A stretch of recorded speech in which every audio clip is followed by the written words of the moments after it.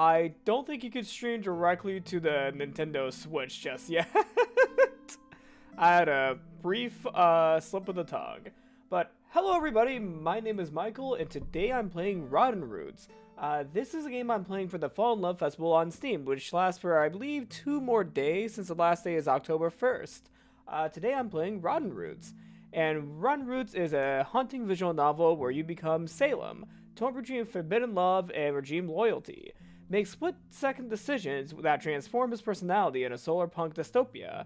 With multiple paths and endings, your choices define who Salem becomes in a world where being different is dangerous. And also, this is episode 1. This is our first game as a small indie team. Well, this is the developer's first game as a small indie team, not my first game as a small indie team. I did that last May. Well, I was doing that for 2 years for my college capstone, but I was not involved with the making of this game. This is this team's first game as a small indie team, and are thrilled to share their free demo with us.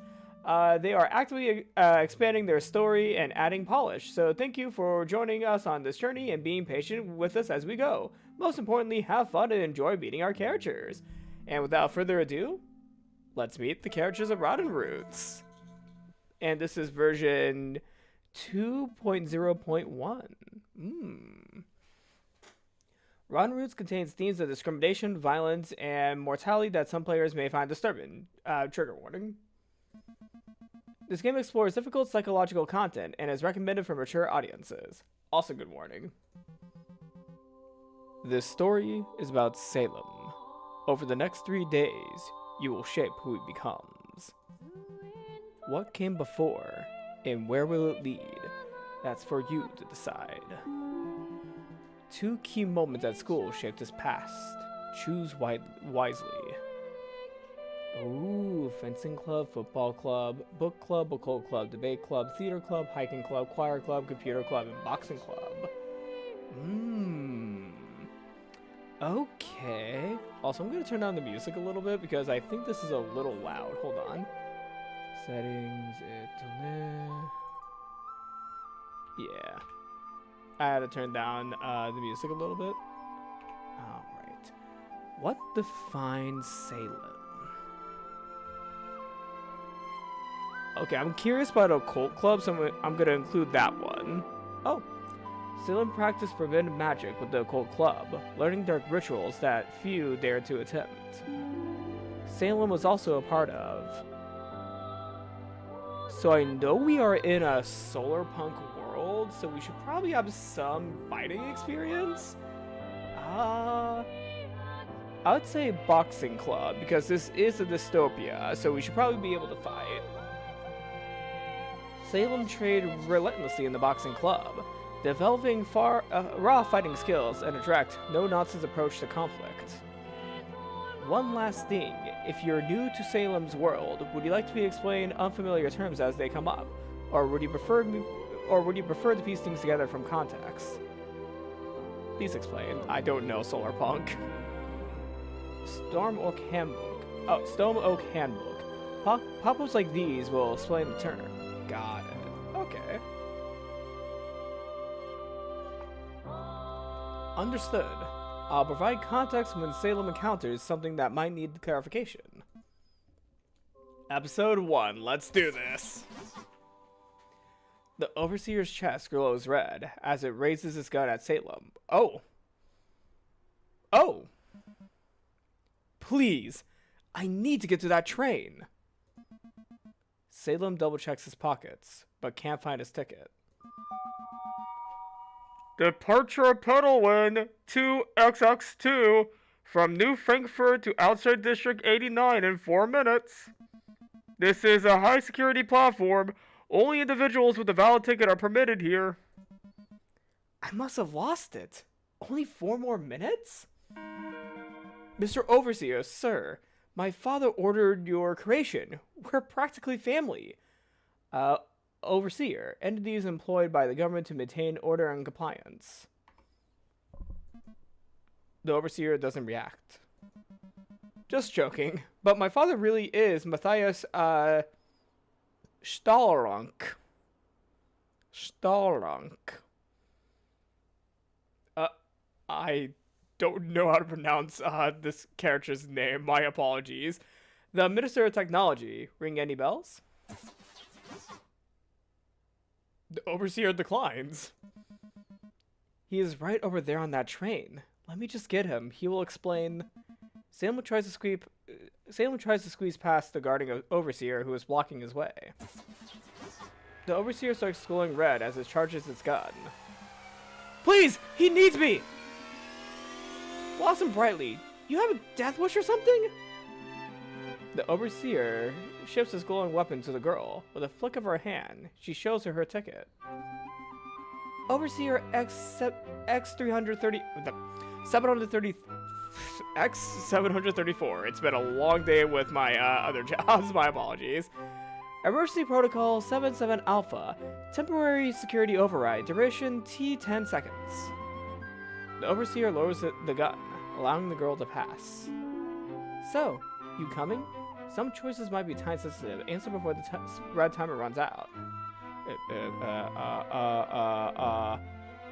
Yes! Salem quickly follows her to the train. Blossom brightly. You're a lifesaver.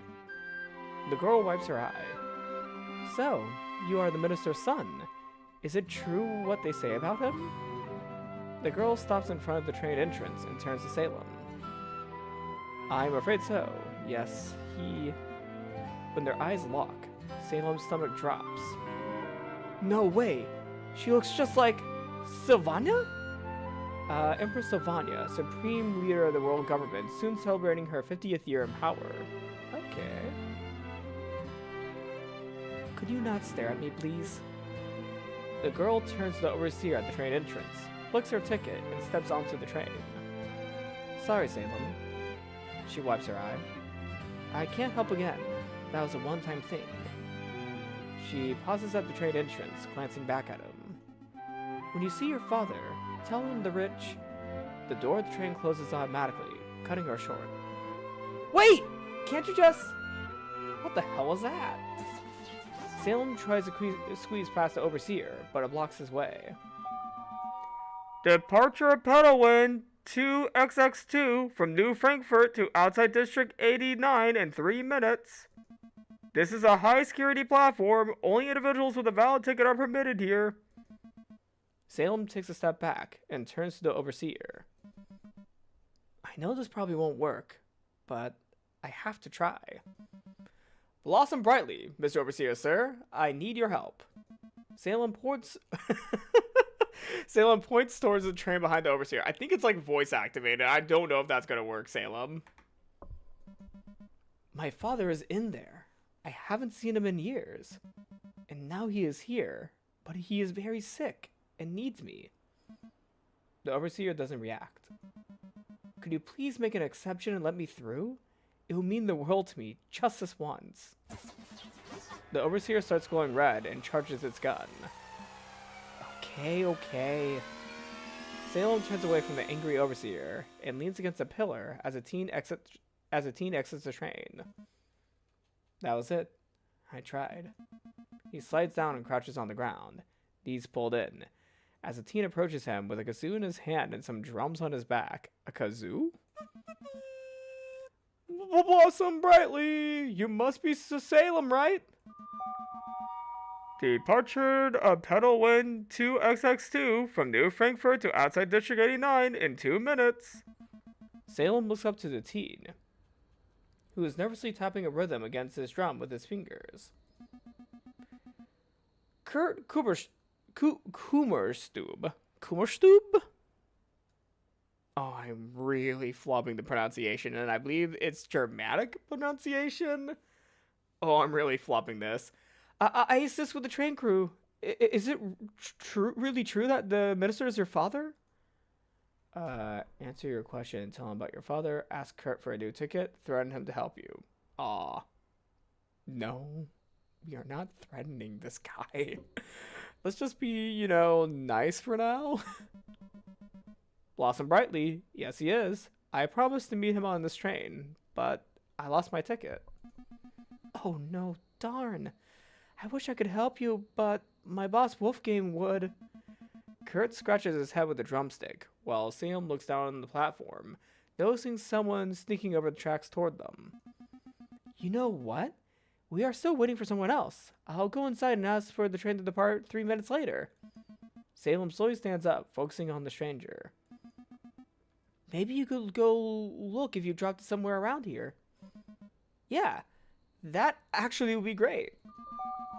Departure of Pedalwind 2XX2 from New Frankfurt to outside District 89 in 1 minute. Great! I better hurry then, and good luck! Kurt passes the overseer and turns back to the train. As he gets closer, Salem recognizes the stranger. What? How? He can't be here. James, what are you? I had to say goodbye. Did you see my ticket? I lost it. Departure to Pedalwind 2XX2 from New Frankfurt to outside District 89 was delayed. It will now start in 3 minutes. Sorry, I haven't seen any tickets, but you can't get on that train. I have to. We'll hang out afterwards. But that outside district, Father needs me. No, it's not about him. That district, it's haunted. James raises his fingers and curls them around. Full of evil witches that want your soul, dark magic that corrupts the heart, and scary mutants that will eat your brain. The only haunted thing here is his lovely Daisy smell. He's so cute when he tries to cheer me up. I'm just worried that the evil witch right in front. I'm just worried about that evil witch right in front of me. Will you help me look for my ticket or not? Departure to Pedalwind 2XX2 from New Frankfurt to outside District 89 in 2 minutes. James nods, and they walk down the platform, away from the overseers, whispering to each other while looking for the ticket. Can we find two? I want to bring James with me. He seems like a nice character. So, get real with me. What's really up? I'm afraid of what will happen when Dad is gone. James nods, but they keep their eyes down and search for the ticket. This might be the last time I can see him, and the first time he actually wants to see me. Sal, please. I know, but listen. Salem points to the train. This might sound cheesy, but it feels like I've been waiting for this train my whole life. Salem wipes his eyes. Dad needs me. He finally needs me. I can't just let him down. Departure to Pedalwind 2XX2 from New Frankfurt to outside District 89 in 1 minute. Honestly, Sal, I sometimes wish you'd be so passionate about us. Salem stops and lays his arms on James' shoulder. Don't say something like that. You are always the end goal. James turns away. Just pity the end goal. Just a pity the end goal isn't the main goal. James takes out a worn book labeled Storm Oak Manual and hands it to Salem. Storm Oaks are an outdoor activity youth organization. Members are ranked from sapling to mighty oak based on training and achievements. You forgot this last night. I thought you might. Salem grabs it, opens it, and finds a ticket in it. I used it as a bookmark?! Salem rushes towards the overseer guarding the train. You are the best! See you at the beach in 3 days! James catches up to Salem and grabs his hands, pulls him near again, and whispers in his ear. If you enter that train, you won't survive the end of the day. Well, something happened to the father. What's at that district? How do you know? Okay, I'm gonna say real quick. How do you know any of this? How could you possibly know what will happen to me? You're just trying to scare me. I wish I was. Where did you even hear this? From who? It doesn't matter. Of course it matters, but I know how much he loves his secrets. Salem steps away from James and holds the ticket towards the overseer, making it lower its weapon. Pedalwind 2XX2 from going from New Frankfurt to outside District 89 is ready for departure. Just listen to your heart. Don't do this. Salem boards the train. I am listening to it. The door closes. Salem runs down the train, looking for the one with his father. Oh, is this a trap? Fully focused on his search, he bumps into a teenage girl. I'm hoping... Oh no. I wonder if James is right and this really is like a trap that is meant to kill us for some reason, since we are the Minister of Technology's son. Ooh, I wonder if something like that's about to happen. Fully focused on his search, he bumps into a teenage girl. He absently mumbles an apology, but the girl hugs him.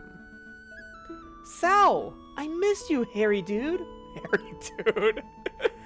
Salem laughs and hugs her back. Hey there, sis. How you been? Lynn playfully pinches Salem's belly. Better, now that you're around. So why are you ditching Dad? I am not! Calm down. I'm just messing with you. I've had enough bad jokes for a day. Trust me. So how is he? Lynn freezes for a moment, then shakes her head. Come, see for yourself. Lynn leads Salem to an isolated first-class compartment. Blossom Brightly, my son. Glad you made it. He looks awful. Salem bows before his pale father, tubes running down from his face into his wheelchair. Blossom brightly, father. Salem kisses his father's hand. Now, let me see. Salem points to the honor student patch on his uniform. Right here, honor student of the year at Dunkelwald Academy, Justice Province. Dunkelwald, German for Dark Force, elite military academy, known for producing some of the most talented people worldwide. Student each year is crowned honor student. And Salem points to a shiny storm oak pin on his uniform. Right here, first mighty oak in all of New Frankfurt. Salem's father nods approvingly. Good. I really did it. Matthias turns to Lynn, who crosses her arms. See, Lynn, that's how you do it. Lynn puts her hands in her pockets. Yeah, whatever. Congrats, bro. Matthias closes the curtains of the compartment, takes out an envelope, and hands it to Salem. Son, we only have a few more minutes. Read this and keep it down. Salem opens the envelope and reads a handwritten letter inside, just loud enough for them to hear. My children, the doctors have given me 3 weeks. 3 weeks to live? Salem looks up to his father. He nods, gesturing to Salem to continue reading. Today is the day to pass the torch of Hostrelunk to you both, especially to you, Salem. Salem glances over to Lynn, whose face shows no emotion. You must win the Violet level Stormwalk tournament, the Königstanz. Königstanz, German for King's Dance, a high-stakes Stormwalk tournament shrouded in legend. Oak tournaments are difficulty green being the easiest, violet the hardest. Oh wait, the text is cutting off. Oh no, wait. Oh, the text is cutting off. Oh, I tried expanding the window, but yeah, no, the text is just cutting off. Oh no. Oh no, that might be a small UI fix though. The Königstanz is not a normal children's Stormwalk camp. You will compete in a life or death trials to... One's expression turns into anger. Violet level? Life or death? What the hell? I didn't sign up for some death tournament! Matthias catches his breath and reaches into his jacket, pulling out 2 small packages. Improved prototypes from R&D. Consider them insurance. Salem and Lynn exchange glances before unwrapping the packages, revealing sleek metal bracelets. Are those solar shields? Just like they have on TV.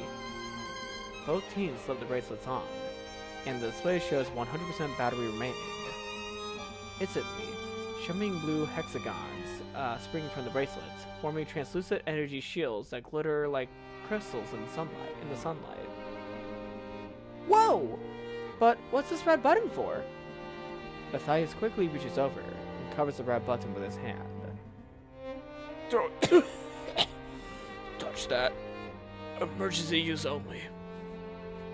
Does it have a built-in vital digest?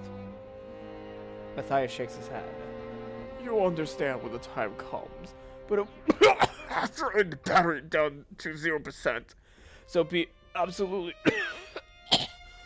certain before you use it.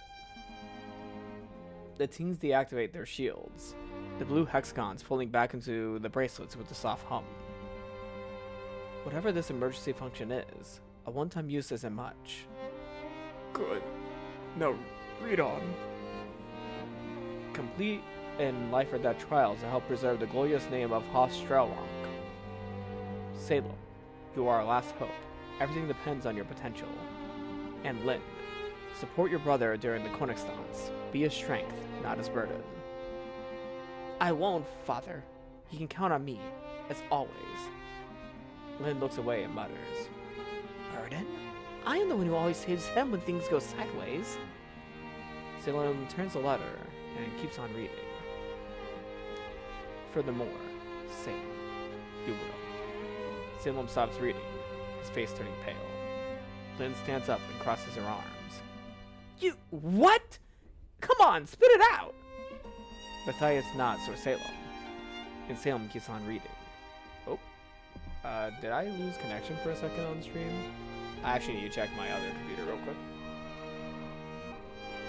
I don't think I lost connection, did I? Oh no, did I lose connection? I don't know. I know my internet's been having some weird issues recently. Alright, let's take a look. Oh no. Oh, I might actually be off. Oh, am I offline? Hold on.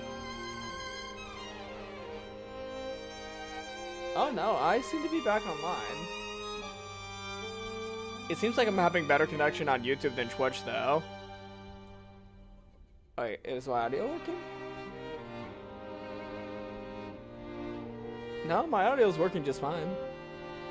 Man, right during the middle of a very dramatic scene that my internet is like causing some issues, well, allegedly causing issues. Matthias nods towards Salem, and Salem keeps on reading. You will marry Audrey Richer, daughter of Minister Waldron Richer. Your honors and achievement secured this alliance.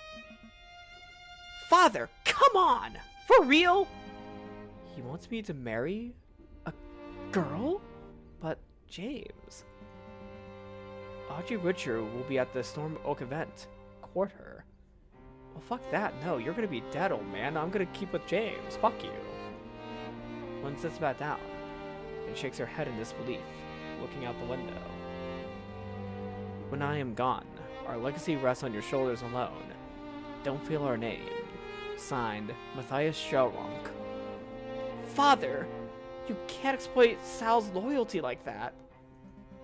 Lynn, stop. No one is exploiting me. I'll...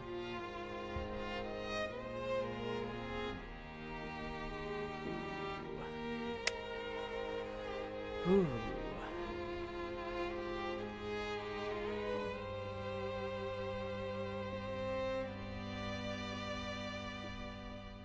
Well, this is the only answer that does not fully implicate whether or not I'll marry her.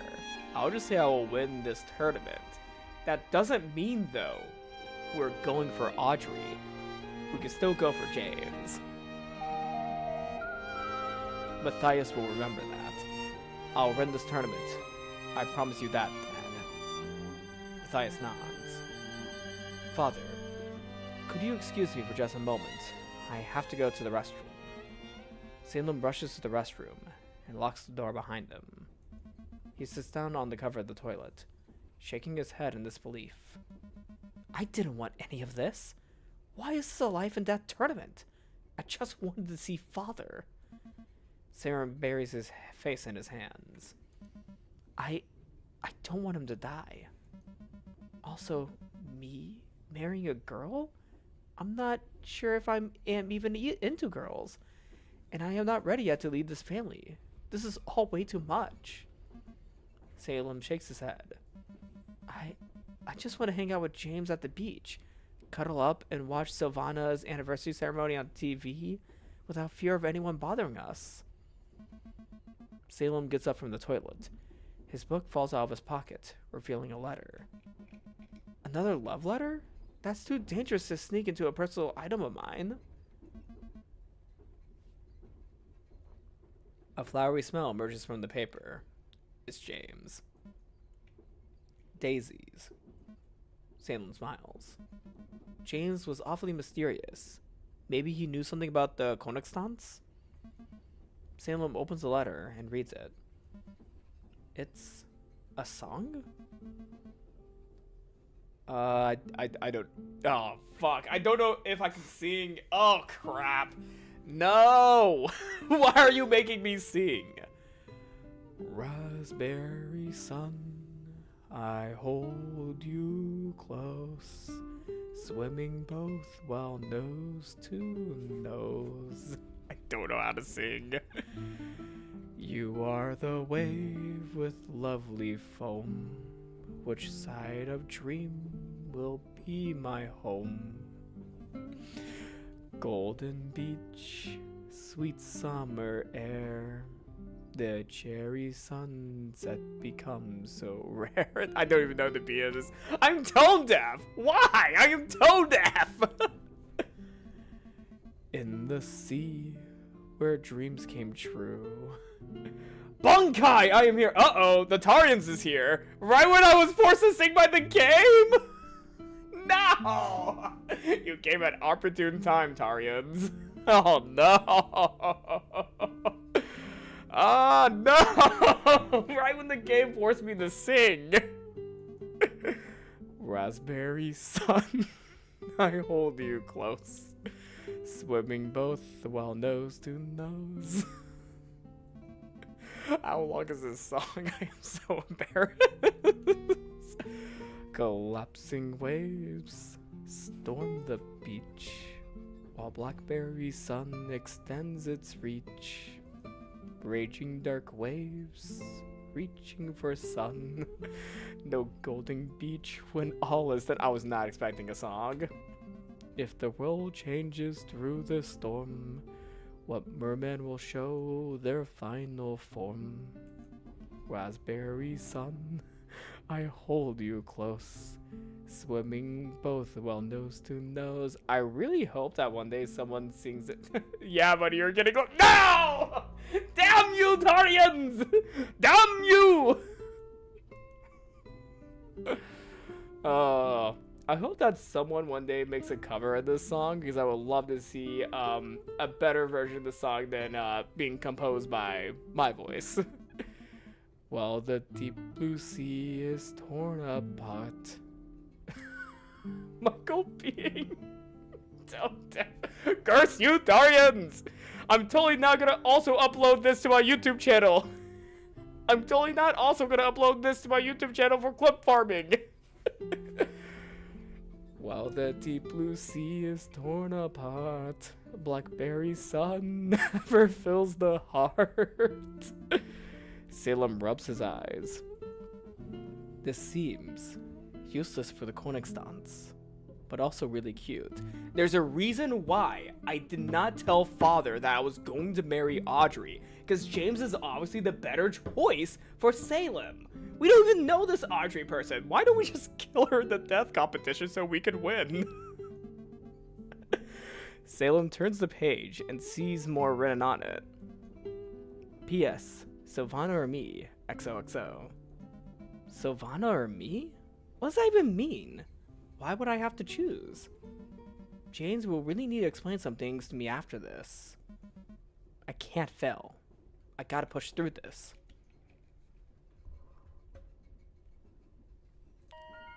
Well, I'm just gonna say this now. Our father is literally forcing us to be in a death game. Why would I win for my family? Why would I win for them? They're forcing me in a fucking death game. I have to win. For my future with James. Once I'm the top dog calling the shots, I'll be able to protect us forever. He is about to leave the restroom when he hears a familiar voice from outside. Me, on the other hand, I can't wait to kill. Albrecht. You're so cool, Alb. So, have you ever killed someone? Just some Unkraut back in the day with my old man, so not really. Yeah, killing a real Greenblood, that's the only thing that counts. Greenbloods. This is classified by the world government as having pure bloodlines. Greenbloods enjoy full rights and privileges. Pure bloodlines are called Unkraut, German for weeds. Oh, so unpure. Is that trying to say unpure? Sometimes family ain't that important. Then you right. I'll start with that cheating Stelronk. Hey, you done in there? Albright knocks on the door of the restroom. Oh no. Seems like Albright is still mad about losing the honor student title to me. What now? I'm gonna go with the funny. Occupied! Whatever. Let's just go to the next one. That was too close. Does he really want to kill people? That was just him talking cool in front of his friend, right? Salem looks at his patches and pins in the mirror. Then his gaze moves up to his eyes. I never killed someone. Why didn't I bring any gear with me? Dad should have told. And Lynn, what is she even doing here? She is way too low rank for a mission like this. Salem listens for more voices or footsteps behind the door, but it seems clear. He returns to the compartment. Dad has to know more. I need all the intel I can get. I have to survive this. I have to win this. For my family. For James. Sal, you want to hear this? Dad said Sylvana personally organizes events, and the winners get... Hold on. Sylvana herself? Yep, and the winners get... Green Order emblems! Green Order emblems. The most legendary of all medals any Storm Oak can hope to achieve. 3 emblems grant the highest possible Oak rank in audience with the Empress. That's impossible. They don't exist. They are made up. It's for Sylvania's 50th anniversary in 3 days. She's bringing them back. Salem flicks his Storm Oak manual open and skips to the list of emblems. The one at the top of the list is labeled Green Order Emblem. Green Order Emblem. Gain 3 to become Rank Force Guardian. With 3 of those, I would outrank you. Become Rank Force Guardian and meet the Emperor personally. Seeing her on TV is one thing, but meeting her? That's beyond my wildest dream. Sam closes his book and puts it away as the train is starting to slow down. Good thing I picked up that boxing class while I was in the school. Good thing I picked up on boxing. But ghosts are just a campfire myth. Once I tell saplings to get them to behave. You're just messing around to motivate us, right, Dad? The train comes to a screeching halt, causing Matthias to cost some more. Attention Storm Oaks, welcome to District 89. Some of you were told this was a train to a summer camp. Well, it's not. Oh no. Alright campers, today's challenge is to get out of District 89 alive. This is the Koningsstadt, a 3-day tournament. Day 1 begins today with a sundown trial. Sundown trial, last person standing competition, typically involves races to designated points, usually conducted with non-lethal paintball weapons during training exercises. The rules for today are simple. The first one to find the hidden camp will claim today's Green Order album. You know what? I'm doing Chris McClain voice. The rules for today are simple. The first one to find the hidden camp will claim today's Green Order emblem. And the first 50 to find it will advance to tomorrow's challenge. Each day offers a chance for another emblem. Matthias stands up from his wheelchair, still coughing, and opens up the window. Collect all 3 goes, and you shall attend Sylvana's 50th birthday celebration as her personal guest. Equipment packages await outside. God. Father, what? Matthias' coughing turns into a gagging, blood dripping out of his mouth. But Dad! The announcer speaks in a loud and serious voice. The remaining 150 will be eliminated. Your time starts now! Boxing? Bro knows how to throw hands. Hell yeah, I made sure that Salem knew how to throw hands. Eliminated? Can't breathe. Medic! Help! Someone get a medic! Her voice drowns in the surrounding chaos over a dozen storm oaks abandoning the train. No medic. We have to activate his vital dienst. Salem pats down the body of his father, looking for the vital dienst. He's not wearing one? Oh, he came onto the train to die. Oh, Matthias came on the train to die. Kids, run. Matthias leans far out of the window, his body shaking with another violent coughing fit. Father! Where is your vital dienst? More blood spills from his mouth, dripping onto the ground below the train tracks, making the earth rumble. Sal! What the hell is that? Salem leans forward and follows his sister's horrified gaze. The ground is covered in thick, pulsating grass, which is beginning to glow. The grass glows in twists into vines, reaching upward like rising green flames. The vines multiply rapidly, reaching up the side of the train as if drawn to the family. Dad! Get away! But Matthias, still coughing, doesn't notice as the vines snakes around wrist. More vines surge upwards, growing bright, winding around Matthias' arm, his neck pulling him further out the window. They burn. I don't know what's happening, but I gotta help him. The twins grab their father's legs as the vines start to drag him out the window. Hold on! We got you! The vines pulse brighter, and Salem can feel a hot tingling where they brush against his hands. We have to act fast. Don't do that. Improvised tool. Yeah, I think improvised tool might be the best option. Salem spots a shard of broken glass from the window and grabs it carefully. He slices the thickest vine, but the glass barely scratches the surface. The vine's coating seems to harden on contact, like some kind of protective barrier. Not a chance. The vines pull the family out of the window, Matthias' face turning red from the vines around his neck. More vines emerge from the earth below, reaching for Lynn's legs and Matthias' torso. They got me! I have to save them. Oh, fuck. Well, you are putting us in a death game, so I'm saving my sister. Salem kicks at the glowing vines wrapped around Lynn's leg. To his surprise, they release her. Meanwhile, the vines drag their father down into the earth, leaving nothing but fresh dirt. Goodbye, father, even though you put us in a death game.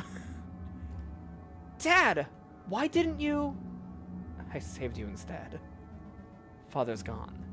He is really gone. Salem glances at his sister. She's frozen in place, lips parted and breath shallow. I can't also lose Lynn. A vast meadow spreads before them, swarming with storm oaks locked in brutal combat, with even more storm oaks parachuting down into the chaos. One larger parachute catches Salem's attention. It's descending towards the meadow's far end. You see that? That's an equipment crate. There's our gear. Whatever we do, let's get there first. How on earth are we gonna make it? Salem surveys the battlefield. Dozens of storm oaks attack each other with improvised weapons, running, screaming, pure chaos. The start of any battle is the most dangerous. Most will die right here in the open. So let's ditch the crate and run away? No, we need gear, or at least a map, to find the camp before sundown. Lynn activates her solar shield, blue hexagon shimmering to life around her wrist. Alright then, lead the way to the equipment crate. Which direction? Equipment crate? That's mine! Albright crawls out from beneath the train wreckage and charges towards the fallen crate. Hey, wasn't that... Albright! Come on, follow me. We should go. Oh. Left or right?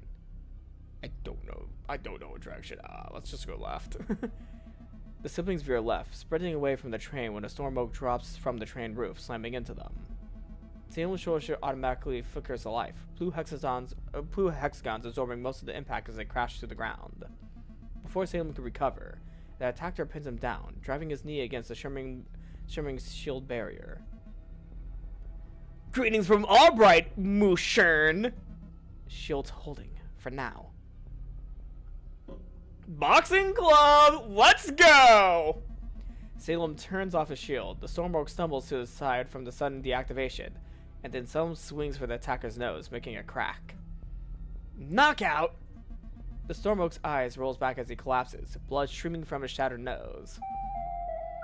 Remind me to never jostle with you ever again! I never hurt you, don't worry. More Stormborgs emerge from beneath the train wreckage. Let's run! Time to get moving again. Should we zigzag? Oh, no, let's just stay left because we already started going left. Let's keep on going. Salem and Lynn veer left towards the battlefield's edge where the tree line begins. That might be a good idea. Yeah, that's probably a good idea because the trees may be able to block you. Plus, you could always pick up a branch and whack someone with one. The Storm Oak's parachute is tangled up in the high branches of a massive oak, leaving her hanging helplessly above ground.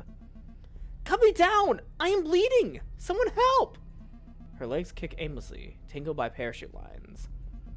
Below her, another Storm Oak patches up a wound on his leg. Salem spots something familiar near the Storm Oaks, dark vines emerging from the bloodstained earth, just like the ones that took his father. Something's grabbing my legs! What are these things?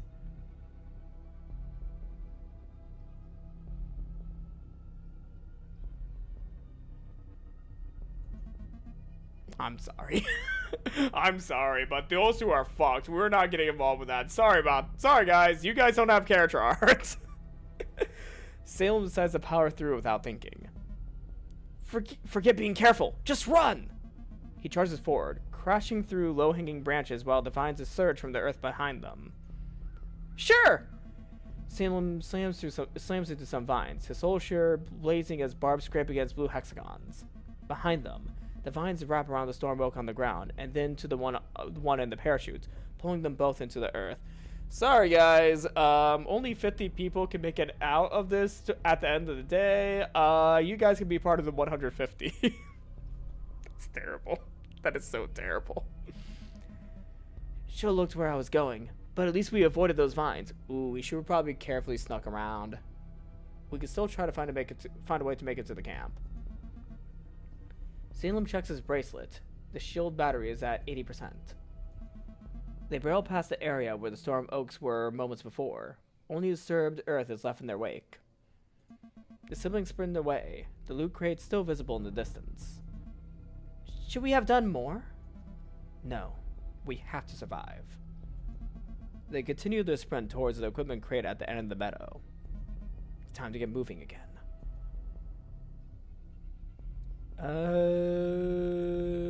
I mean, if we get too close to the vines, too close to the forest, we might get caught up in the vines again. So let's just go through the middle, but also, like, you know. Oh, wait.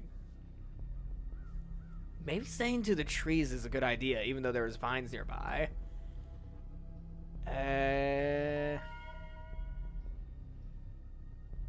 There's vines on the left side, so let's just go through the middle.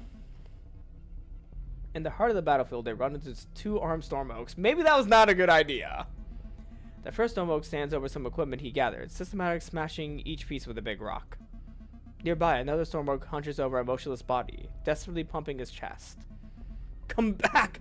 Breathe! Breathe! 1, 2, 3, 4. This is just totally crazy.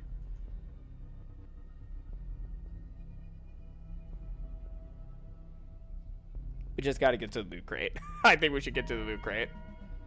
They're both beyond help. We have to keep moving. Salem tries to walk past, but is noticed by the reviving storm oak. Please help me! The destroyer notices them trying to leave. Running away? Coward! You're just like the rest of them! Dude, I don't really care. He throws a broken weapon at Salem, hitting his solar shield with a sharp crack of energy. I can't get a break when I try to be careful. Salem checks the bracelet. The shield battery's at 70%. Fuck. Oh, save files. Interesting. Okay.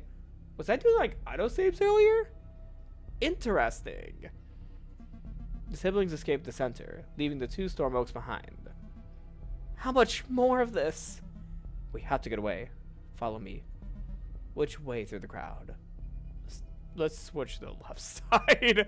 I feel like the left side's a bit safer despite the vines. Like, yes, there are vines, but in the middle, that's like the battlefield.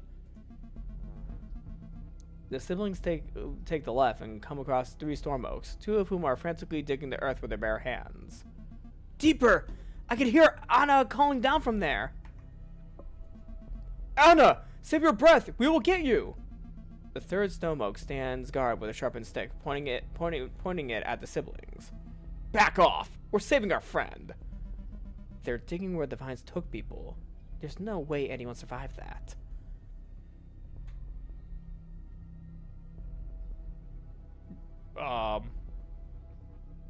This seems like the better option. Salem steps forward with his hands raised peacefully. Hey, Basic Storm Oak 101, if you dig with... Do we ask for a lecture? He thrusts a sharpened stick at Salem, who barely lifts up his shield in time.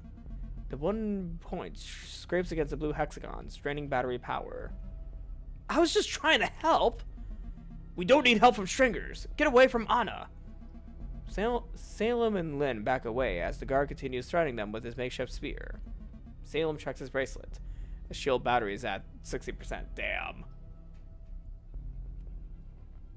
Damn. Our shield may not make it.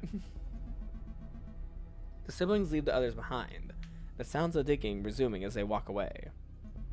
Salem and Lynn arrive at the supply crate, their boots stumbling through the dry grass. We actually seem to be the first here. Too good to be true. Watch your back. Salem jumps onto the crate and starts pulling on the reinforced lid. It won't budge. It's going to be Albright. Albright's going to be there. A familiar voice cuts through the battlefield's chaos. Look who took the bait! Fire erupts in a perfect circle around the crate, trapping the siblings. Albright steps through the flames unharmed, his silhouette distorted by the rising heat waves. I was sure you'd be smarter than this. Lynn, we need to get out of here. Lynn's solar shield blazes alive as she positions herself between Salem and the approaching Albright. Just get it open. We worked too hard to get here. I'll hold him off. The flames creep inward with a methodical hunger. 60%. Almost half my power is gone.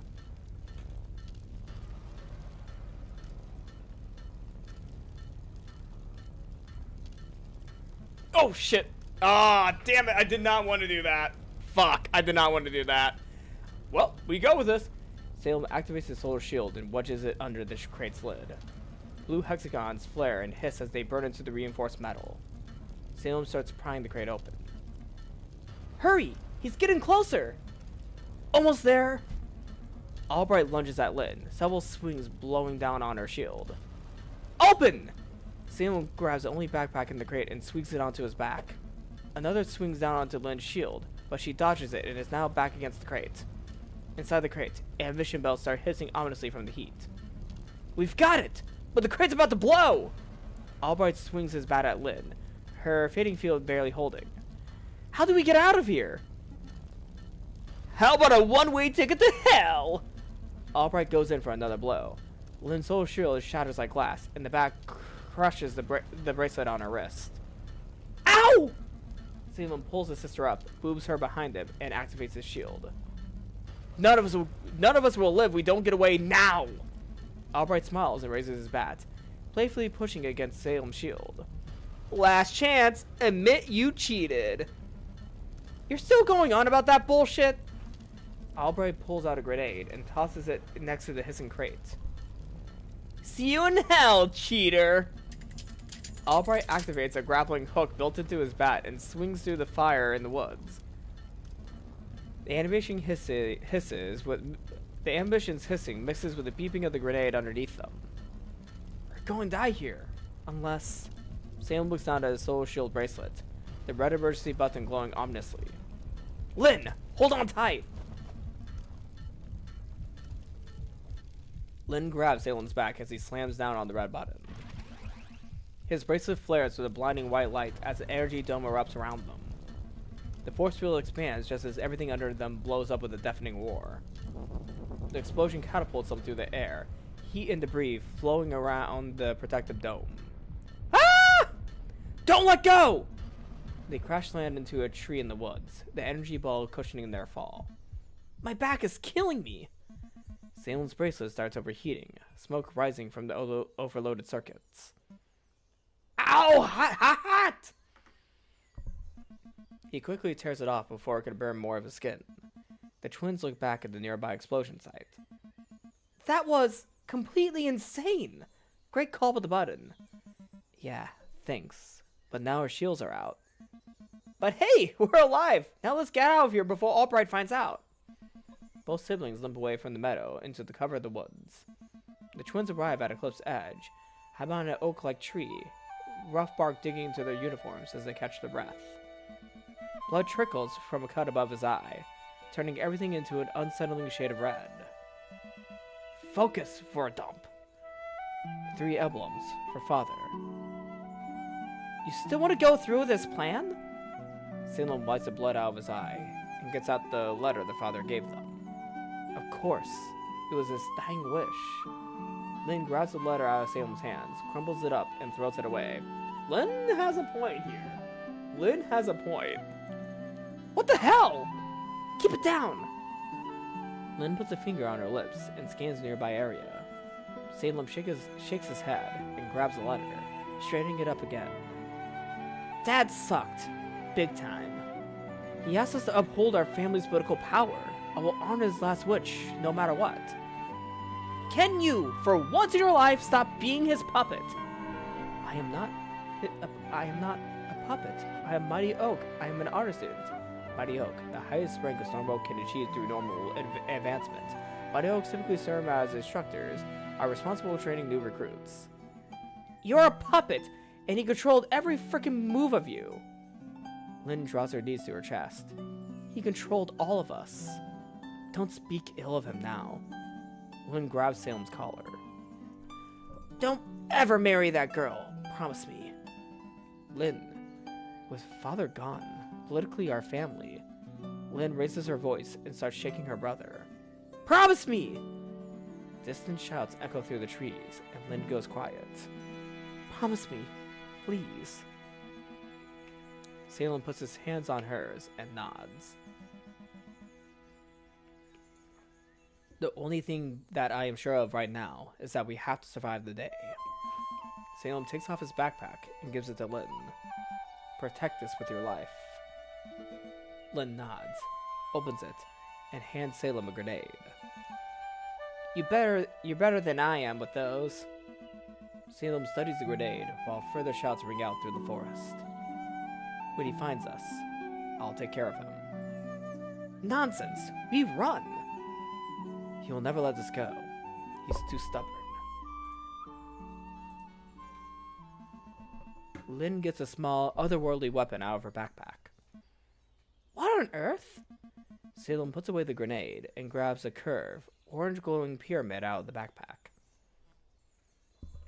I guess all we could do is assume what it could be. Maybe this is ammunition for that thing? Lynn takes it and tries jamming it in, her face reddening with frustration. Why are unrefurbished things always... Give it to me. Suddenly, a whistle cuts through the forest as a grappling hook...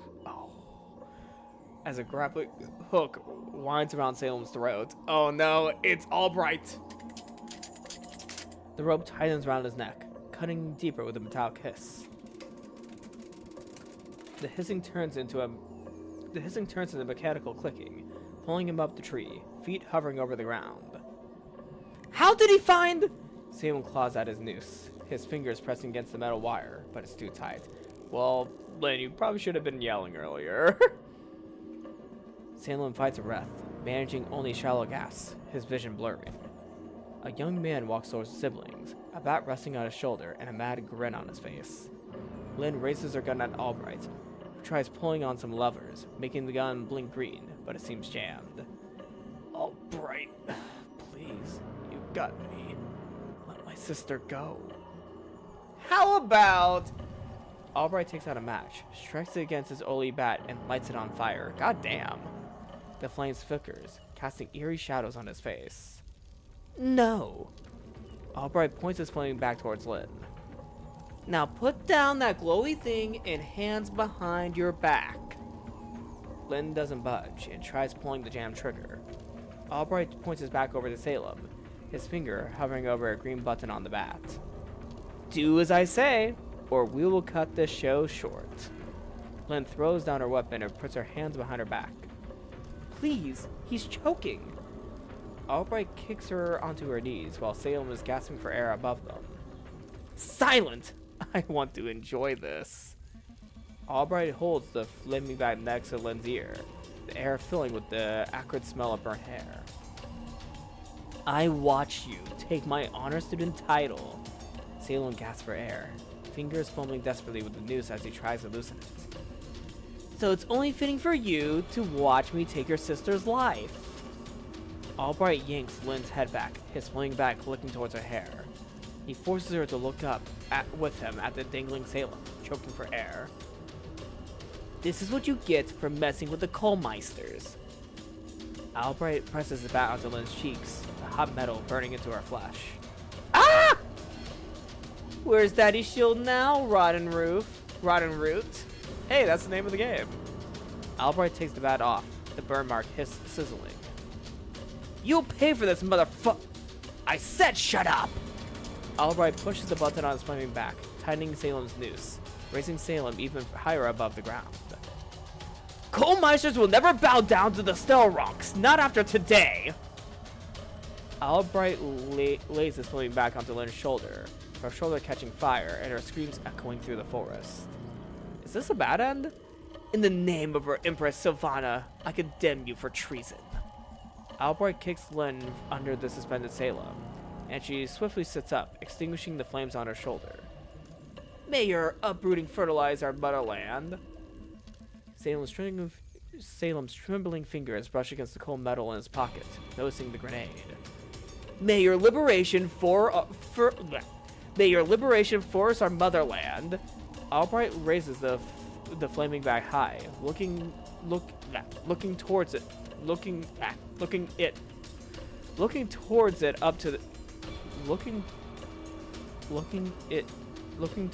up into the sky. Oh, looking towards it up into the sky. Got it. There we go. Albright raises the flaming bat high, looking towards it up into the sky. Salem takes a grenade, lets it fall into Lynn's lap, and she looks up at him in horror. Salem nods back, teary-eyed, and mouths, "Do it." And may your purification bloom our motherland. Albright looks back at Lynn, winding up for a swing towards her head. Turning us patriots into glorious internal. Hey! Lynn takes out the pin and throws a grenade into Albright's surprised face, hitting him right in the eye.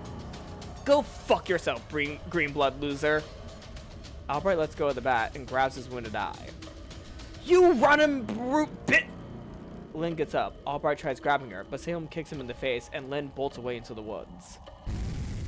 A deafening explosion tears through the air.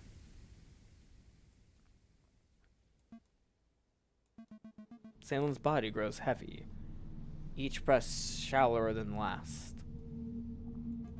Colors fade into darkness as the explosion's roar dissolves into silence. Untethered consciousness drifts into the void, weightless and free. Like a dying flame, his awareness flickers against the encroaching dark. This can't be how it ends. I mean, James did warn you that you were gonna die today. The world falls silent. A single sharp heartbeat rips through the darkness. And then, nothing.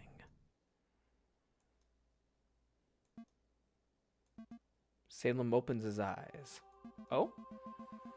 He is sitting on top of dark, shimmering water, small ripples waving through it from where he stands. Lynn, I hope she got away. His whispering voice is echoing through the emptiness around him. Salem stands up and gazes into the mysterious space.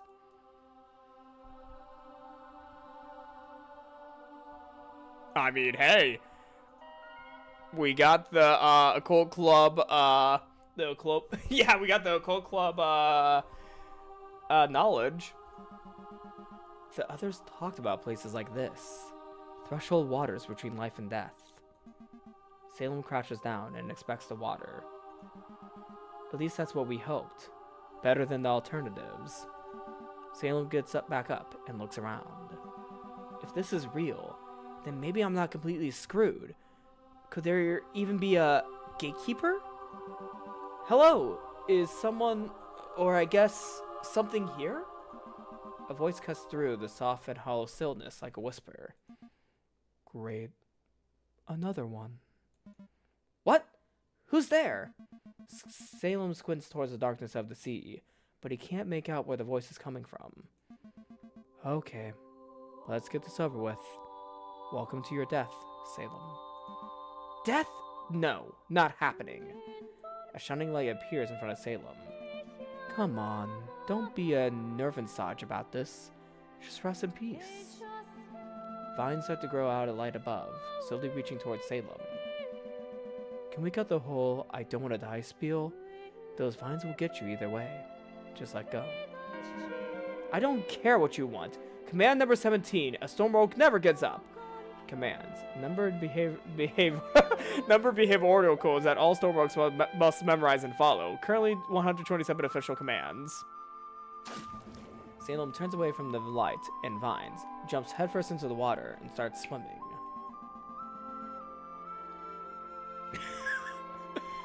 Germans. Listen, there is literally no point in running away from death. Just go in peace. No peace! I'm a fighter! I never give up. I can't. Dad is counting on me. Lynn needs me. I want to see James again. I can't die now. Salem starts diving even faster. You know how many people try to outrun death? Endless? I cannot disappoint them. Disappoint who? He can read? Yes. I know, I can read your mind. Blah, blah, blah. Get over it. Disappoint who? Father. Lynn. My Empress. And especially James. Everyone. Sylvana? Don't try to impress a frickin' royalty like her. You're better off dead if that's your goal. Salem swims towards the ocean floor, the vines chasing him, his vision blurring, and his movements getting slower and slower. Command number 17, a storm oak, never gives up. Salem starts swimming more slowly, his vision blurring. I can't give up. I told you there was no running away. The vines caught up with Salem, swirl around him, and lift him out of the water. Salem's body, wrapped in the vines, floats upwards into the light above. But hey, chin up. You got further than most. Salem's body starts to slowly dissolve into the light. Please, this can't be how it ends. You will have a nice life over there. No more pain, no more struggles, and no expectations. A sweet deal, honestly. This means nothing to me without James. All I ever wanted was... Stop. Let me have a peek myself on this James guy. Salem feels the tingling going through his head as the voice takes over him. Salem was 12. Crickets buzzing through the afternoon. The fresh wind of cut grass is going over the meadow. Salem takes the worn ball and places it on the grass, then smiles towards James, who is jumping up and down in the gate.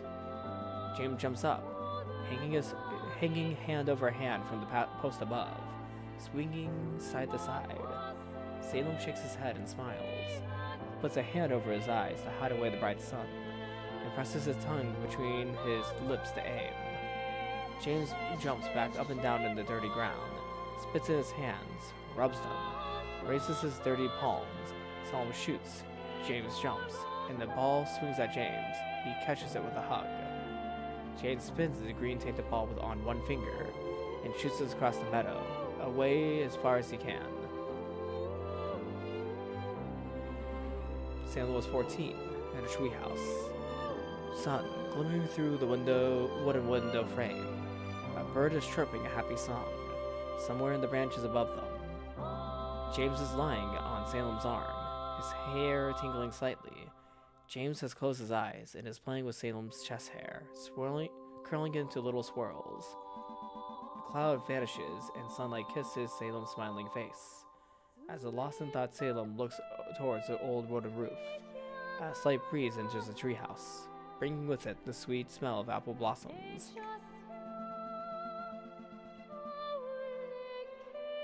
Above Salem is a dream catcher, the small glass pearls woven in shining like stars. Its brown feathers are dancing in the breeze, making the dream catcher turn slowly. Salem is 16. He is silently sitting on a couch, looking at the dozen dusty boxes in front of him, filled with childhood toys. An arm of an action figure is hanging out of the carrying hole in the box. Next to Salem is James, the arms of his large red sweater wet, his nose and eyes running. James blows his nose into the arm of his sweater, crying softly. Salem stands up and rescues the action figure from the box. Its green dress is turning gray, the silver of his plastic store vanishing slowly, showing the milky plastic underneath. Salem goes back to James and lies down on the couch, laying his head on James's leg. He then plays with the figure, making it walk, fighting with his sword, getting James to chuckle, and turning his crying into a tearful smile. James grabs Salem's hair, curling it between his fingers, as Salem continues to play with the old action figure.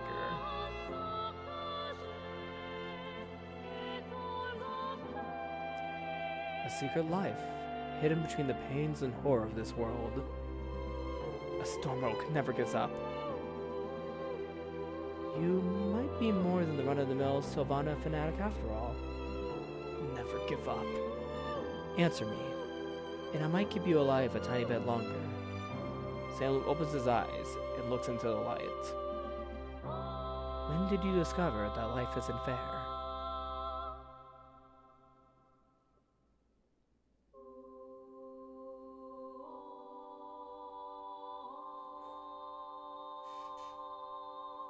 I'm gonna save right here. Damn. Whoo! This is a deep one. This is really... Damn. When my father died, when they took James's parents, when they told me who I loved was wrong, when Lynn was hurt. I don't know what happened to James's parents. I don't know what happened to them. But I feel like this is the correct choice. I feel like this is the correct choice with the context of what's going on. When they took James's parents, they did nothing wrong. James's parents were taken by Sylvana? No, by the government. That was the day I closed my heart and swore to get them back. How far would you go for a second chance at getting them back? Salem shakes his head. His tears don't stream across his face, but float into the nothing like glittering pearls. I'd go to hell and bring back his family. Being a naive teen that wants to change the world. Kind of a waste anyway, sending you away. At this point, Salem is barely anything more than a transparent ghost, being devoured by the light. Tell you what, you give me your soul, and I will give you back your life. My soul? Like a deal with the devil? That lazy idiot? Nah, more like a deal with his bouncer. Okay, that's a good one. That's a good one. The ghost of dust that used to be Salem floats higher into the light. So what will be? Will you give me your soul? Or are we done here?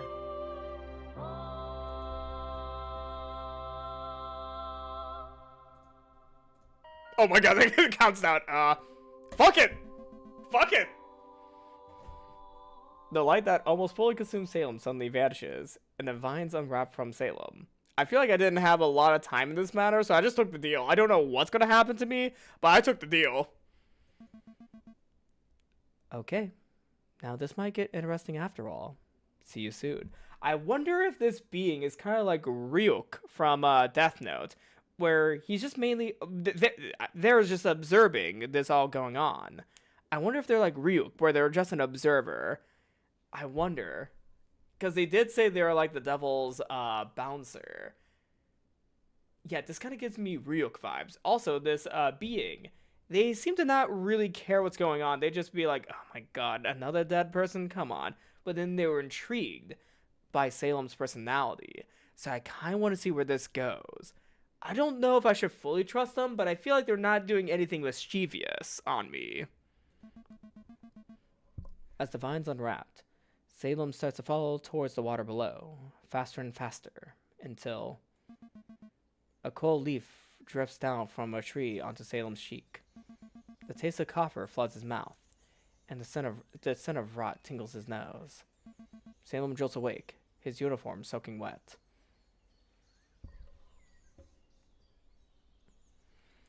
We just got out of an explosion. I feel like it's a bad idea just to jump straight up right after an explosion. I am back? Was all that just a bad dream? Was all that just a dream? Salem blinks, each movement causing pain. Okay, stay calm. Command number 34. A storm mode accesses before acting. Good, follow that command. Salem's finger checks his cheek, finding no wound, only a crust of dry blood. Did he, like, fully revive without any injury? Huh. Weird. I could swear that news cut really deep. Salem checks the rest of his body. I am alive, and all things considered, mostly okay? Salem pushes himself up from the ground. But where is Lynn? And where am I? Salem looks down at the soft soil underneath him. And was that a dream? Or did I really sell my soul? Salem's glance shifts through the surrounding forests. Its strange vibrancy seems almost artificial, unnaturally intense. District 89. Really feels like nature gone mad. His eyes catch faint tracks in the dirt nearby. Salem approaches them and identifies drag marks, broken twigs, and scuffed footprints. Did Lynn drag me here after the explosion? Doesn't look like her footprints. While Salem looks closer at the drag marks, a sunray glimmering through the trees catches his eye. Oh no! I have to get going! Salem stumbles around, peeking through the treetops to see the position of the sun.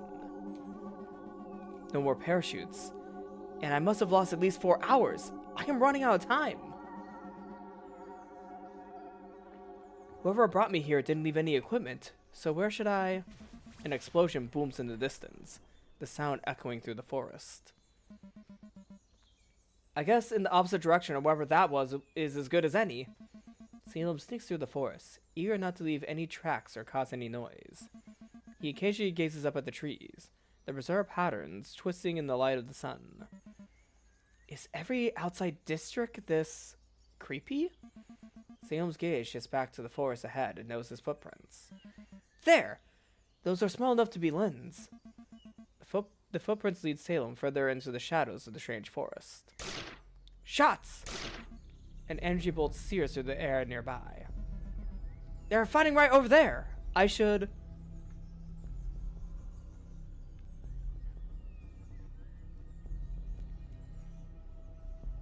Let's sneak to the edge of the fight to see if Lynn's involved.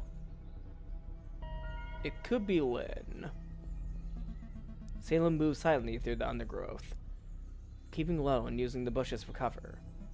I need to see exactly what's happening. Energy bolt seals through the air. A blonde kid falls to the ground, clutching his stomach. The red-headed attacker flees into the forest. Salem goes pale. The blonde kid lies sprawled on the forest floor, one hand clutching his stomach, fingers slick with blood.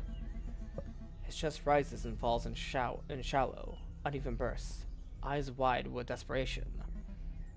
That looks fatal. Loot the body. Salem crosses his arms as cold sweat trickles down his head. Command number 7. Help a Stormrook need. But Salem looks at the blood running through the boy's fingers and down to the ground underneath him, with the grass starting to shift color. The blood is attracting the vines again, and Salem notices a big knife on the bell of the boy. Who says he won't backstab me while I help him? There's no option to take the knife. This is gonna be cold. This is gonna be cold.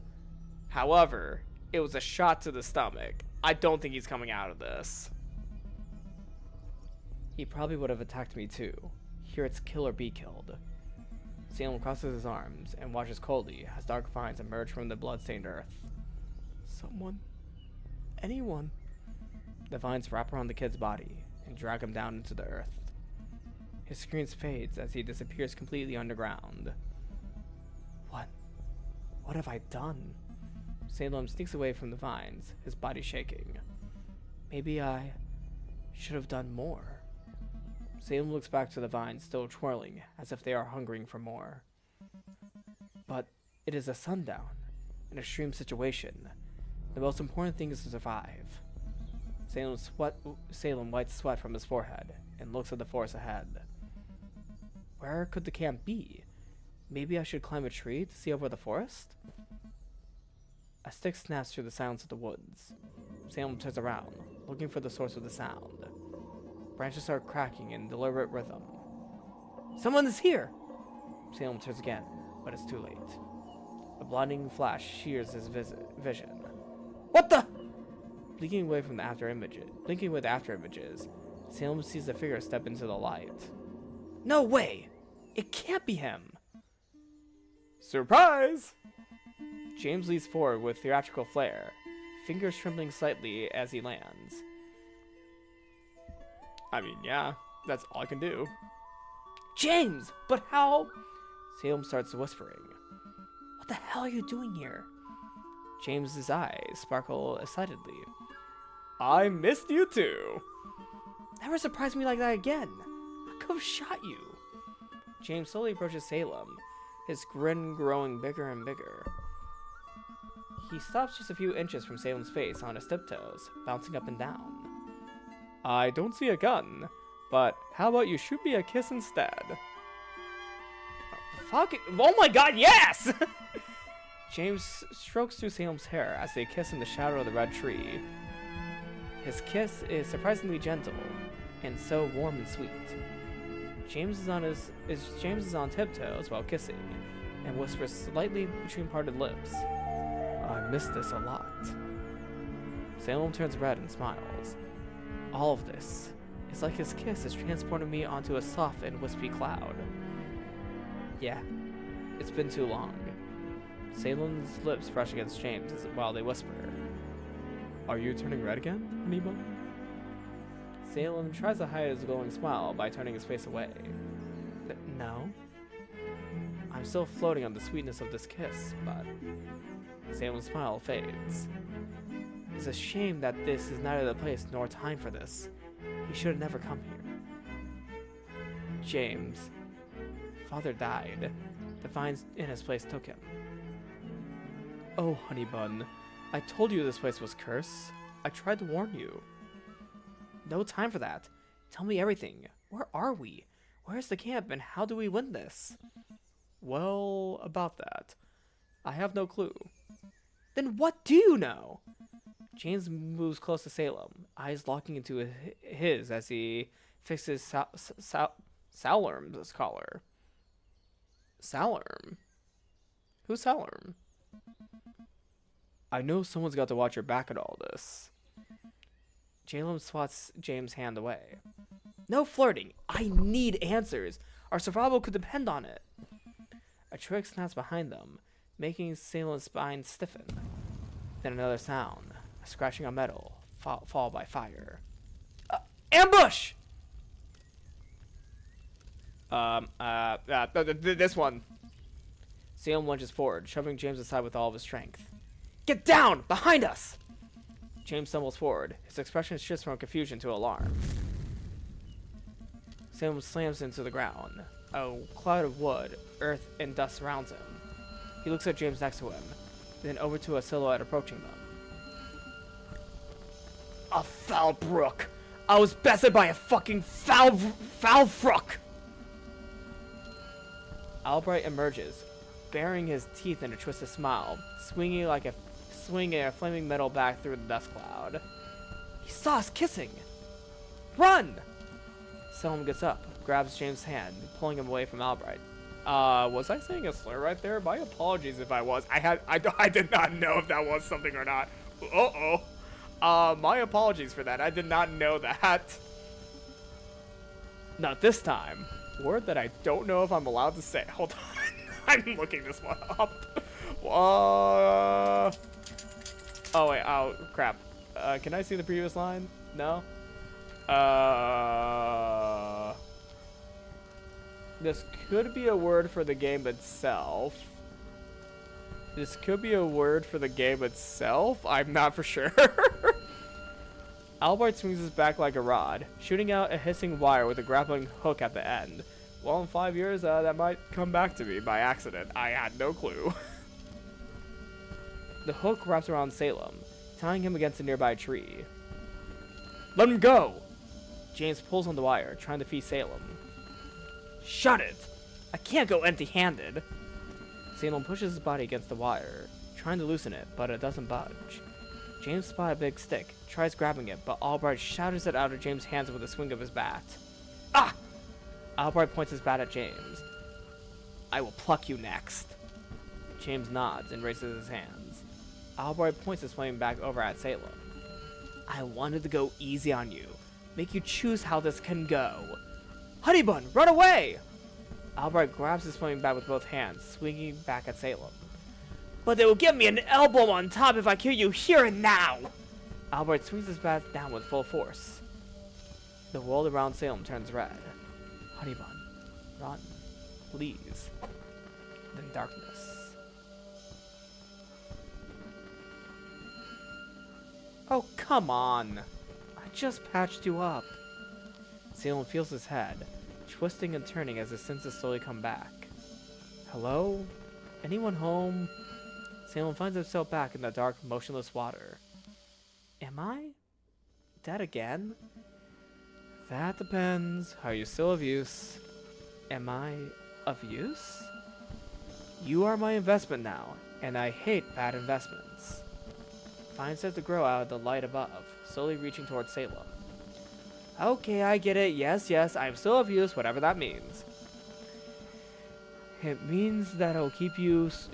That means I will keep your soul nice and cozy in that flesh bag of yours, as long as you win for me. The vines start crawling up Salem's legs. You want me to win the Konigstanz? Well, if you lose, you die, and then you're no use. So yeah, go win that stupid thing. The vines slowly lift Salem up as he struggles to shake himself free. But... the vines! They are what took my father. Did you kill him?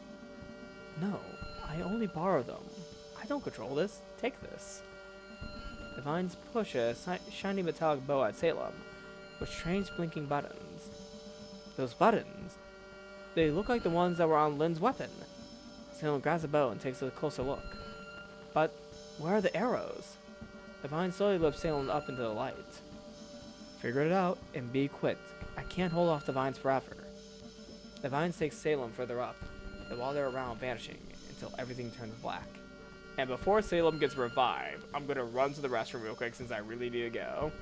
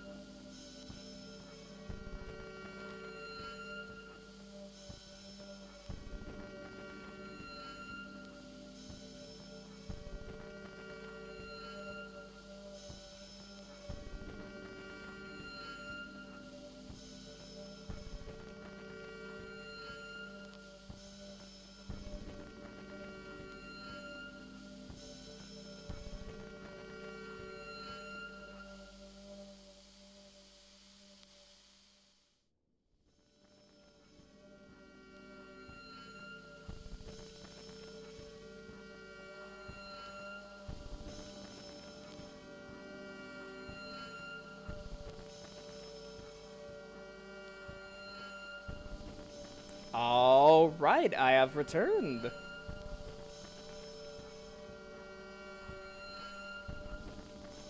So I was trying to find the tab with the game on it again. I have so many tabs open. The vines take Salem further up, the water around vanishing until everything turns black.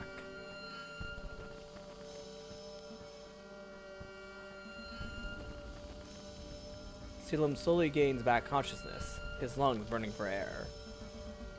All of this because of psycho haters like you! James, bleeding from his leg, leans over Salem, frantically slapping his face. Salem! Salem! Come back to me! Salem visions clears, and the world is still spinning, wires lying beside him in the fresh ground. What happened? You were gone, and then you were back. Albright's flaming back cuts through the air between them, forcing James to stumble backward. Salem, still sorting himself out, notices the shiny bow in his hand. So it really wasn't a dream. Watch out! Albright swings at Salem. Salem raises his bow, absorbing the blow. Turrets! Where did you get that? Salem rolls to the side, stands up, and raises his bow. How does this thing work? Salem, concentrated on finding the right buttons, gets kicked to the ground by Albright. I know how to activate it! Throw it over! Salem throws it over to James, and dodges an incoming blow of the bat with a quick side roll. James pulls the bowstring, materializing a water bow, which he immediately releases. The arrow flies wild, missing Albright completely, but it strikes something metallic in the trees with a resonant ping. Pathetic little... Salem tries to stand up, but Albright pins him down. I'll gladly kill you again! Albright twists his full body into the mighty blow, raising his bat high, flame trailing through the air, ready to swing. A water arrow suddenly strikes Albright, a grayish shot ripping through the side of his hip, sending him stumbling forward. James stands with the bow raised, pulling the string again, another arrow forming. You honorless word! Another water arrow strikes Albright, this time his shoulder. Red-hot steam is hissing from the impact rune. Also, I looked it up earlier, and I did not get any results for that word, but I'm not for sure if I should say it. It feels wrong to say it in general, so I'm just not. I hate all of you! Time for plan B! You are all coming with me! Albright reaches for a big grenade, pulls the pin with his teeth, and holds it threateningly above him. Tick-tock, tick-tock, tick-tock, tick-tock. The final arrow strikes Albright directly through the chest, pushing him to the ground. Did I get him? A grenade slips from Albright's fingers, rolling away. Albright looks down, confused at the hole in his chest. Tick-tock. Time's up. James! Grenade! Salem scrambles away from the grenade, the backpack still in his hand, pulling James behind the tree for cover. The grenade detonates with an earth-shaking force right next to Albright. The shockwave tears through the air, lifting Albright off of his feet, his body becoming a twisted silhouette against the blinding green light. Salem throws himself over James, wood splinters and rocks filling the air. As the cloud of the explosion settles, the scent of sweet, earthy decay pierces through. Are we dead yet? Salem gets up and peeks at the crater and sees the remains of Albright laying in it. We just killed Albright. Only fair, he killed you. Salem goes nearer to the crater, noticing its deeper part covered in thousands of vines, green liquid spilling from the ones where the chunks blew off. I can't hold off the vines forever. Salem scans the two of them, his eyes catching on their bleeding wounds. We gotta go! The vines slowly start to crawl out of the crater at them. Salem grabs James' hand, and together they run from the detonation area, the vines following them. While running away, a compartment in Albright's belt springs open without a pneumatic hiss, making them turn around. Critical condition detected! Faulted extraction initiated! What the fuck? A balloon rises out of the field of flowers, yanking Albright's flower-covered body upward. Volkonsen Vitaldienst. They will pump him full of meds before brain even flatlines. The bastard's on VV? James grabs the bow from his back. Let's just keep on running from the vines. Like, Albright, he may come back, but we could take him. Salem pulls him further, and what remains of Albright is flying up into the sky. No time! We have to get away from the vines! A medical aircraft materializes, its robotic claw snatching the balloon. There he goes. Salem grabs James' hand, yanking him forward, small vines growing in their footprints like green fingers. Don't look back! Keep moving! They crash through the underbrush, the sound of rapidly growing vegetation crackling behind them. The vines took you down when Albright... James stumbles over to exposed root, Salem catching him before he falls. They are reacting to blood! Just run! The vines are becoming more and more, slowly pursuing them like a living, hungry wave rushing through the forest. Salem, I can't keep this pace. Yeah, let's look for a solution. That's pretty important for us right now. Salem looks ahead, spotting a glimmer of water through the trees. River, just ahead. That might be our chance to lose them. James nods as they burst through the final line of trees, revealing a fast-moving pink river cutting through the forest. We'll have to jump. You want us to swim? In that? His voice cracks, pressing Salem's hand tighter, the vines quickly catching up to them. That doesn't look like water, Salem. That looks like something out of a nightmare. No choice! The vines killed Father, and they will kill us! He squeezes back at James's hand, pinning his eyes directly while running. Do you trust me? Yes, I do. They pause at the edge, the water roaring below, the vines growing quickly right behind them.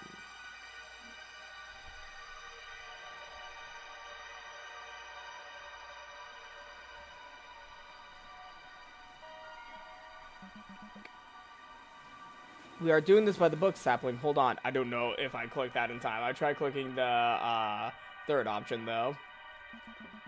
Salem hunches down and signals James to hold on to his back. Okay, it was the third option. James holds on, and Salem jumps with him on his back into the water. The cold water numbs Salem's limbs and steals his breath. They tumble downstream, bodies shaking from the river's violent rhythm. Salem's fingers dig into James's wrists, and water crashes over their heads. In the chaos, Salem spots an oncoming rock splitting the current. Brace! They slam into the rock, but Salem manages to grab onto it. That was my relax alarm for 10:30 p.m., so I'm probably going to be ending stream after the scene. Yeah, after this scene is over, I might have to end stream because that was my relax alarm. They slam into the rock, but Salem manages to grab onto it, pulling James up beside him. By the way, even though I might not be able to finish this tonight, I'm probably going to be either making a follow-up video or a follow-up stream of me finishing up this demo because I'm really enjoying what I'm seeing so far. They slam into the rock, but Salem manages to grab onto it, pulling James up beside him. Gasping for breath, they cling to the rock in the middle of the rushing river. Salem climbs the rock, pulling James up as well. They collapse on the stone, still holding each other's hands. That doesn't count towards that swim you owe me. Salem looks back. The vines haven't crossed the river, but are still searching for their prey. We made it. For now. That grenade. Did it cause the vines? Salem shakes his head, still gasping for air. They react to blood. They have killed Father and dozen other of Storm Oaks. They took you as well. That psycho split your skull. The vines took you away. James wraps his arms around Salem and presses his face to his chest. I never felt so alone in my entire life. Salem hugs James back. I am back now. Don't worry. James looks up, tears in his eyes. But how? Well, would you believe me if I told you I sold my soul to the devil? The devil must be desperate these days. The devil must be desperate these days if he's selling for a soul as lousy as yours. Salem lets out a chuckle as James pulls away from the hug. No, but for real, I have no clue. but there was this voice talking to me, a bright light, and then it gave me the bow. It was just a really wild dream, honestly. James takes off his bow and inspects it. Strange. Do you think all this was caused by nuclear terraforming? Yeah, I'm gonna admit that I don't know. Salem shakes his head. Sorry. I'm in just as clueless as you are. So wait a second. If we choose the other club options when we were loading up the game, would that have given us different options for these menus? Because I know that with the boxing club option as well as the coal club option, we were able to get different outcomes with what we were seeing in the previous dialogue before. Ooh, there's a lot more to explore in this game than I thought. Lots of branching, I believe. I am not clueless. I promised you dark magic, and I delivered. He points at the vines, which curl in their direction like hungry tentacles. Please stop predicting horrible things. Only if you call me Nostra Jane.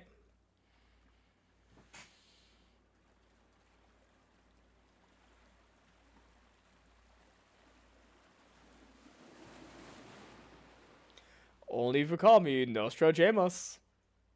I clicked my Excel sheet by accident that I was working on before the stream. No, I won't. Okay then. For my next prediction, I see Albright's loot.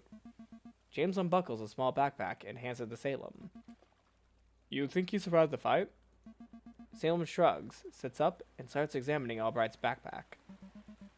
I mean, Vivi can't likely save him after all that. Vivi's definitely going to save him. But if he makes it, I mean, he saw us kissing. Salem shakes his head, rubbing his eyes in disbelief. Then we are in massive trouble. James nods, putting the bow back on his back. I killed someone today. They exchanged an awkward silence. We both did. I never thought I... Trails off, looking at his hands. It was self-defense. Does that make it right? Deep in thought, Salem's fingers find something inside the backpack. A futuristic weapon, bandages, and a full-time recovery system, identical to the one that saved Albright. This could get James out of here, keep him safe from all of this. Salem's gaze drifts towards the vines at the riverside. Then his fingers trace the Fulton system straps. I feel like I should be more upset about killing someone. Shouldn't I be more upset? Put an arm around him. Salem moves closer, putting an arm around James's shoulder. All my life, I've been told we're the bad ones. I always thought if they actually caught us, maybe they'd see us as people, or at least tolerate our love. Salem rubs James's back. Everything's black and white. Not them, not us. Feels very black and white nowadays. Maybe it's time for us to get the respect we deserve. They sit in silence, watching the vines twirling across the river. Salem notices the vines, now growing underwater into the rivers toward them. Okay, we are losing time. This is still a violet level storm out camp. Salem looks at James and shakes his head. He wouldn't be suited even for a green level one.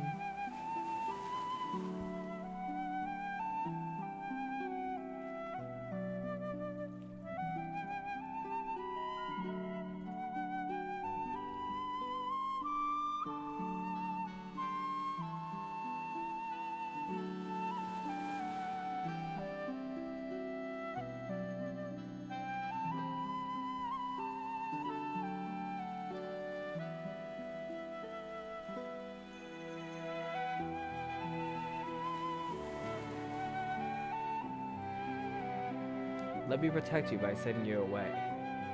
I couldn't live with myself if something happened to you. Salem meets James's eyes, a rare moment of emotional honesty crossing his face. Even if I wanted to, how? Do you want me to go for another death swim? Salem retrieves the second Fulton system from the backpack. This will get you back home. Sal, no. I want to help you. I want to be with you. Albright saw us. We must hide, at least for a few weeks. He's likely dead, and it's his word against ours. That's not how it works with a coal meister. This has gotten way too risky. Salem starts fastening the belt around James. James grabs his wrist. I can help. We can do this together. You're not even a real Starmilk, honey bun. Salem's voice breaks as he attaches the other belts. I can't also lose you. I gave my soul to be here, but I can't put your life on the line. I am not the same flower that you have to protect. Please. I'm not some flower. Not same flower, some flower. Goodbye, James.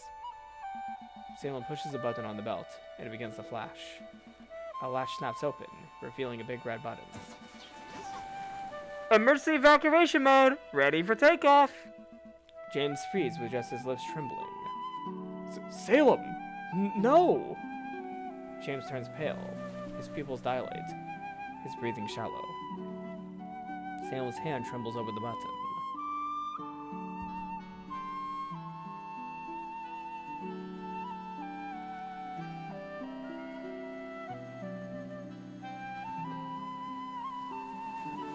Command number 22. A civilian in danger is at Stormilk's duty. I said no! James unfreezes and he tries to shut the latch down, but Salem presses the button before him. A compartment on his belt springs open with a fumatic hiss. An iridescent balloon erupts from within, expanding with unnatural speed as tiny lights along its surface pulse in rhythmic patterns. Emergency evacuation activated. Voltage extraction initiated. Salem, no! I had to fulfill my mission. Sorry. This is the best for you. The balloon yanks the screaming James upward. The sound of another aircraft teleporting over the forest can be heard. James grabs his bow, aims at his balloon, dragging him up. James, no! Fuck. Oh no, did he just... James pops his balloon slowly, falling back onto the rock. You won't get rid of me that easily. Salem catches James and secures the pop balloon, the aircraft flying away. No! Quiet. It's my time to talk. James releases Salem and pulls out a crumpled picture from the inside of his shirt. He holds it out, his hands trembling. We had a promise way before the one you made to your Sylvana. James pulls out a mostly dry picture, Salem gasping as he recognizes it. That's the picture of us in our treehouse. Yeah, from 3 years ago. Do you remember now? Salem's fingers traces the edges of the photo, his eyes growing distant. Salem was 16, running through the freezing rain. James was right behind them. They burst through the small door of the treehouse, dripping wet, breathless from running. James shakes his soaked hair like a dog, droplets flying everywhere. Salem peels off his drenched shirt, and steam rises from their bodies. James's sheets chatter as he struggles with his wet jeans. Salem takes down 2 porches of Savannah, making a shift line to hang their clothes. The rain drums a steady rhythm above them, drowning out the world below. Salem grabs the scratchy old wool blanket from the counter, while James is shivering, his lips slightly blue. Salem wraps them both in the blanket. Pulling James close, Sturm Oak Command number 53, Salem says seriously, Body heat preservation protocol. James snorts, but doesn't pull away. Right. Purely tactical. The rain turns into a storm, pattering at the thin windows. James's breathing slows. His shivering stops as he leans his head on Salem's. Hours later, the rain has stopped. Golden sunlight streams through the windows, streams through the treehouse, making the dust motes twinkle like Chinese stars. They're still wrapped together, neither wanting to move. James reaches into his pocket and pulls out a rusty old pocket knife. His hand shakes slightly as he opens it. Salem, James whispers, his voice serious for once. Let's do it. Salem watches as James cuts his own finger, red welling up. Without hesitation, Salem takes the knife and does the same. They press their fingers together, blood mingling. James pulls out a photo, the one Salem took of them just an hour ago with an old instant camera. On the back, in red letters, James writes their oaths. Salem blinks, returning to the present moment. Do you remember now? Salem nods faintly, his breath hitching as he starts reading the oath on the photo. Salem's voice breaks as he reads each word.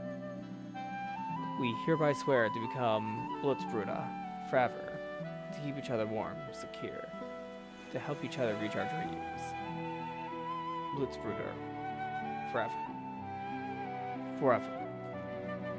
Yeah. Command number 74. A Blutschwur is abiding by honor. The gayest of all commands. I hope all Stormoak blood brothers become spicy siblings. Love it. Salem's body trembles as tears flow down his cheeks. Why is he making this so difficult? I just want to love him. I just want him safe. James reaches out, brushing a tear away with his thumb. That day, that's when I fell in love with you. Sam looks up, meeting James's gaze. I felt like I didn't belong anywhere. School, parents, everything was chaos. James's eyes lock on Salem's tearful face. The only thing that had ever made sense, the only thing that was ever clear to me in a life full of confusion, was you. I love your smile. That morning in the hangout, when we woke up, your smile told me. James shakily tries to imitate Salem's voice. Hey, buddy, everything will be fine. We'll be fine. A tree trunk crashes against a rock, making us shake slightly. James's voice softens to a whisper. You showed me there's a way out of the darkness. James looks towards the tree trunk being swept away by the current. There's hope. There's a future. There might be love. There might be a life beyond just doing what we're told. He pauses, his thumb brushing over Salem's knuckles. I know it wasn't the time for us to talk about all this back then, but you... James gives Salem's cheek a playful slap, leaving them both smiling through teary eyes. You and your weird Stormbolt commands offered me that Blitzbrüder oath. I think you felt the same. James chuckles softly, a tear slipping down his cheek. You saved me in more ways than you know. He wipes his face, punches Salem's shoulder lightly. You weird, dorky bastard. Salem stares at him, his breath unsteady as he cries even more.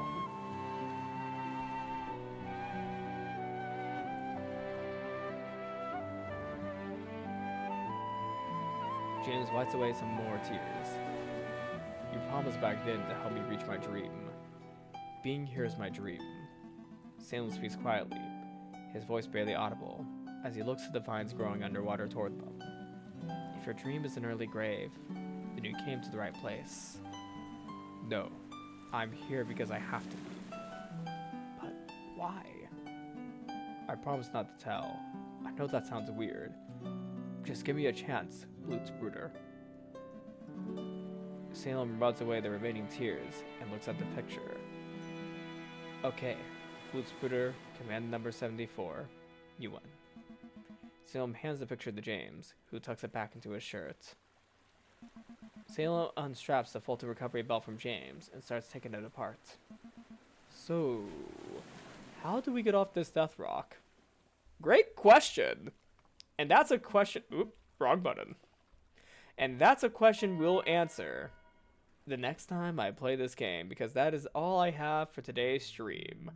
I'm going to say this now, I am really enjoying the world building in this game, especially the relationship between the Blutz brothers, Salem, and James. I don't know why I blinked on the names for a second there. It's been a long day and I've been up since 6 a.m. my time, and it's about 11 p.m. my time as well, so I've been up for almost 18 hours straight. So thank you everybody for watching my stream, and I'm going to be streaming more Rottenroots in the future. There's a lot of other paths I believe I could have taken for this game, so I do want to see what other routes I could have taken. Although, oh man, I know there was that Ashley character that the father wanted us to go after for like the family's honor. But at the same time though, the relationship between James and, James and... This is literally the main character. Salem. Oh my god, I almost forgot the main character's name. But yeah, the relationship between James and Salem, though, like, I feel like it would be wrong to go for the routes with, like, Ashley involved or, you know, doing stuff for your father. Your father was a fucking asshole for putting you in this situation for the family's honor. So why would I do the thing that the father wants us to do? But I am curious about how those endings would go, so I might do more streams of this in the future where I look over those endings as well. But thank you everybody for watching the stream, and I'll see you all next time.